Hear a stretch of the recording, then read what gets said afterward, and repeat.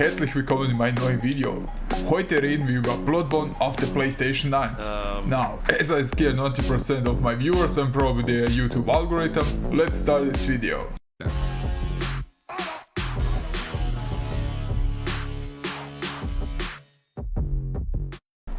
So ladies and gentlemen, we really live in special times, where we see old PlayStation 1 games are getting remakes, remasters, or however you want to call it. And then we see PlayStation 4 games are getting demasters. Really special time to be alive. And I know there are many games that have demakes, Resident Evil 4 and so on.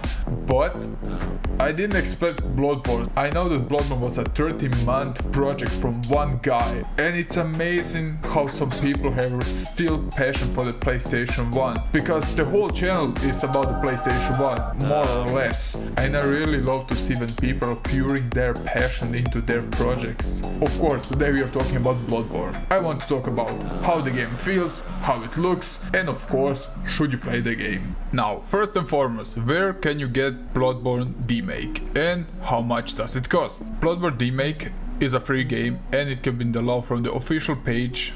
I put a link down below from the official site. Thank me later. After you download the game, there is no need for installation or even a need to juggle around with the emulator. Just extract the game, click on the icon and you're ready to go. The game has even an official PlayStation 1 intro, what's amazing. So it really starts like a proper PlayStation 1 game. Ha! Fan software. Now in the menu you can play with the audio but also with the graphics, and you can go even to unlimited FPS if you want to, or to be old school and go for the 24 FPS. I wanted a bit more smooth experience, so I used 30 FPS, but you can also fiddle around with some settings. And just to make a quick comparison right away, the game does look better with the filter on. Does nostalgia speaking now? I think it gave the game a special edge to it, if you know what I mean. You can be the judge. So to start the game, we are greeted with a cutscene.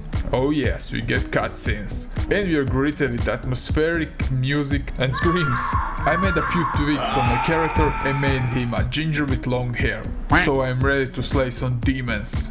The game starts with a cutscene, but it looks and feels like a PlayStation 1 game. He really nailed it. Plus, the game has that special atmospheric gothic look, what I adore. It reminds me a lot of Nightmare Creatures. And I would guess that Bloodborne was inspired a bit of Nightmare Creatures. Sadly, my history with Bloodborne, Neo, Ghost of Tsushima, or any Souls games is that I tend to avoid them. I'm not scared of the challenges, but somehow I never find the time to sit down and play it. So Bloodborne is new territory for me and I can't make a real comparison between those two games.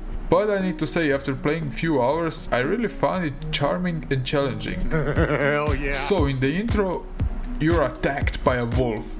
Then he goes into flames, and then you see those little soul things looking at you. And they really look a bit cute, don't you think? And then the game begins. So this is old school at its finest. And how do I mean that? I mean you control the camera with R2 and L2. So you need more explanations? So don't expect twin analog controls here, okay? So the first mission, so to say, is that you find a way out of the mansion and you fight your first demon. Everything is perfectly explained by your little ghost buddies, because they are popping off the floor and they are explaining the basic things to get ready, and then you die. At least I die, because Bloodborne, hey. And after you're greeted with some flickering cutscenes, you see yourself in the hunter's dream. You gather weapons. After you gather some weapons, you go back to the real world and slash that wolf in half. So the combat is basically, you can avoid, attack, parry, and so on. And of course everything you do is basically training your stamina, so you need to watch your rolls, avoiding attacks and so on. You have a normal attack and a heavy attack, plus you have some quick weapons, so you can throw Molotov cocktails. Now you have also two weapons, left and right, so you have a melee weapon and also a gun weapon. So there is also a menu where you can choose your items, and it's really classic and it reminds me of Lara Croft and the early 3D games on the PlayStation 1, and it really evokes some nostalgia moments for me, because look at it. So this isn't a high-fast game. This game will take you about 4 to 6 hours to beat it. It really depends on how many times you die throughout the game, of course. I played the game for 2 hours and I find many enjoyment in it. And after playing this one, I can see myself playing the original game, and they really gave it that PlayStation 1 charm, the flame effects, and how they portrayed the church in the background, and they even include a fog in the game so to limit the draw distance like proper PlayStation 1 game. And the music is also on point, plus the voice acting. And I would recommend you play this game. Heck, it's only 150 megabytes, it's free, so why not to spend one evening playing this game, even if you're not a retro gamer. So this of course isn't a full proper review, but more a preview and to give you an insight what this game actually is. If you're interested in a proper review, comment down below and see it happen. So, what are your opinions about remakes? I mean, it's nice to see how some people are still loving the PlayStation 1 and they are still making projects like this and like many others.